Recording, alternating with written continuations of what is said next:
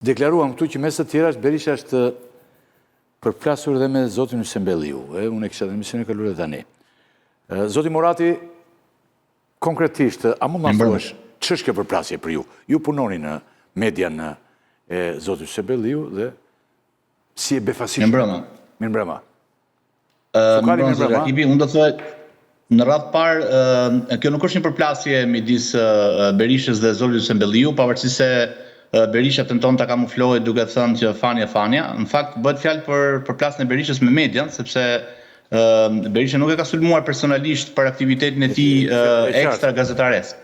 Berisha thotë domethënë që ju keni botuar 16 lajme etj.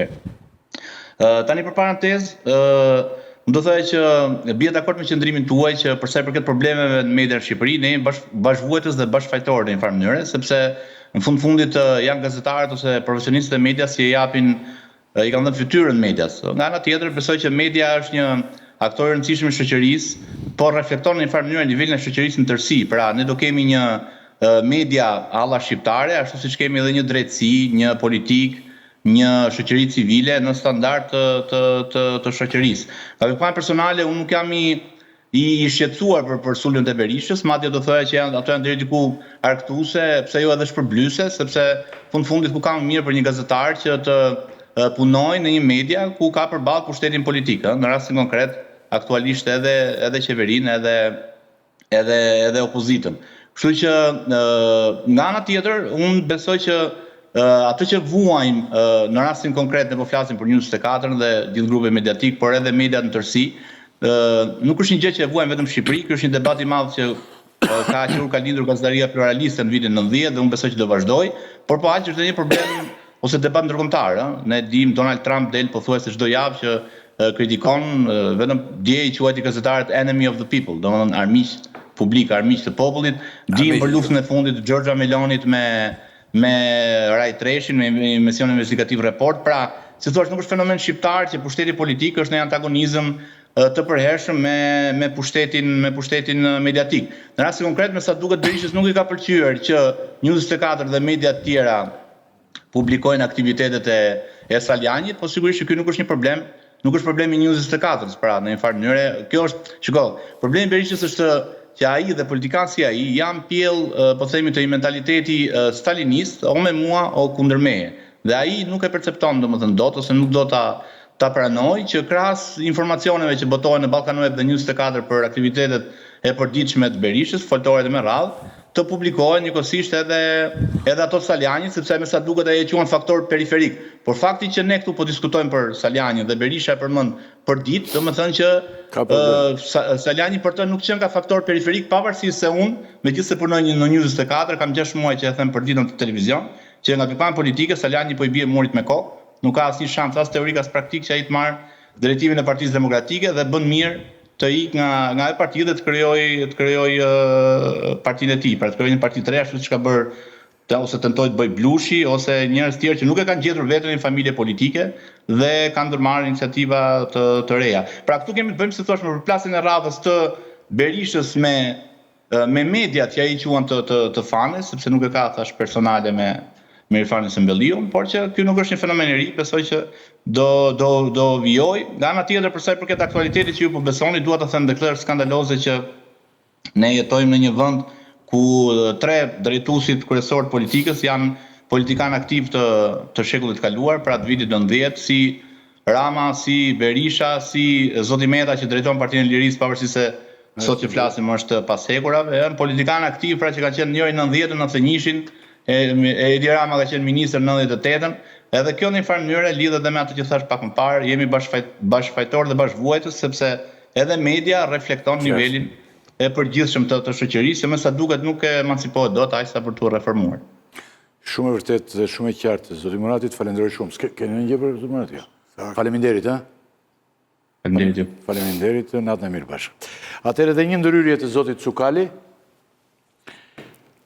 Tani 2 përftuesit ju, ndoshta ndoqët në një pjesë të kësaj pjesë e emisionit tonën, po konkluzionit duket që 2 përftuesit më të mëdhenj të medias në Shqipëri në këto 35 vjet sulmojnë median.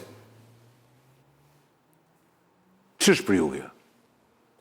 Një zë kritik për Po, a mund të nisem nga ai sulmi që kryeministri ai sulmi me ai fshikullimi me trëndafil. Po trëndafili ka dhe gjëmat që kryeministri i bëri reporterëve pa kufi.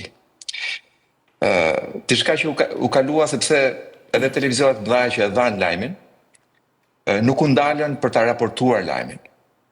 Pra, dhe është ajo që po thoshte edhe Bushati, sot praktikisht nuk raportohet më. Sot merret copy-paste që thot kryeministri vjet aty. Për shembull, 3 gjëra më bëjnë mua përshtypje pa u futur në detajet e atij argumenti, atyre shifrave që nxori kryeministri. Shifrat kryeministri kishte marrë nga një që ai quajti një startup shqiptar. Unë u futa për të parë këtë startupin. Mirë do ishte ta kishin bërë gazetarët, ta raportonin bashkë me lajmin. Po tani ti aty je në këtë të pjesë e gazetarëve je. Jo, unë jam shoqat, unë punoj në një media, në një emision investigativ, por e kam fjalën, më kuptoj drejt, kur një televizion shumë i madh e jep këtë lajm, unë që jam në një shoqat nuk mund të bëj shumë gjë për këtë. Megjithatë, ta lëmë një anë këtë. Gjëja e parë që vura re është që ky portali që ka botuar këtë studimin është anonim. Pra ti futesh atje nuk ka as adresë, as kush janë, as çfarë bëjnë. Jemi okay, po nuk do të ndalemi posaçërisht te kjo. Pyetja ime është pak më përgjithshme. Jemi okay. Ne cituam drejt për drejt ato çka tha Rama. Portali, pjesa dërmuese e portalit shqiptar në këtë detyrë janë. Po jo kryeministri që ka hapur luftë portaleve, nuk mund të citojë një portal anonim. Se unë kam thënë si njëri të pavarur, kasën e morëm përgjithsisht nga Saliu, po dhe Rama është i njëjti standard. Po ndalove vetëm te ky rast, do thotë që sikur kam thirrur njëri të Partisë Demokratike. Po ndalove vetëm te kjo e Ramës, reporterët pa kufi, jemi shumë okay. Unë e citova dhe diskutuam. Tani, a mund të vijojmë? Sepse nuk u tha diçka e rëndësishme. Megjithatë, okay, e lëm. Ka 35 vjet këta dy personazhe, jo Fatosnanua për shembull. Jo Fatosnanua, që s'merrej fare me mediat. Mua më kujtohet zoti Sukali një gjë interesante. Në kohën kur shpërndani media në vitet 90 e pak, unë mblodhëm dhe donim të ndërtonim një sistem shpërndarje, edhe me mjete, edhe me qendra shpërndarje, dhe Fatosnanua nuk e bëri këtë gjë. Ai nuk është më tani, po unë, si politikisht duke qenë djathtas me gazetin Bendi Itiqa kundër ti, por ai nuk e bëri sepse shite që e doni në një pjesë për interese, nuk futej te kjo pjesë fare. I vetmi njeri që nuk jeton tani, por që duhet ta themi është Fatosnanua, i cili nuk u futi duar te media fare. Kishte problemet e vetat të mëdha e gjitha. Ndërsa këta dy personazhe, po të them dhe pyetja është shumë e hapur edhe drejt për drejt. Përftuesit më të mëdhenj të medias shqiptare. Ka ndërtuar dhe media vetet gjithë. 20 po nuk është kështu. Po mirë, kjo është e theti, unë po pyes zotrin. Tani kur të vish ti thuaj prapë. Ndaj unë nuk kam thirrur për të thënë mendime të ndryshme. Se nuk ka qenë ndonjëherë si sot media. Sot i ke si Vučići. Sot është më keq se kot Saliu të parë. Po mos ja ndërpres aty. Maler, këtë 3 minutë të lutem se kam qenë në 10 që pres të lidhem. Vazhdo. Nuk të ndryme, thuaj çfarë duhet. Po më le të flas çfarë dua, do të kthehem tek ai reporterëve pa kufi. Ktheu aty tani se unë e mora vesh.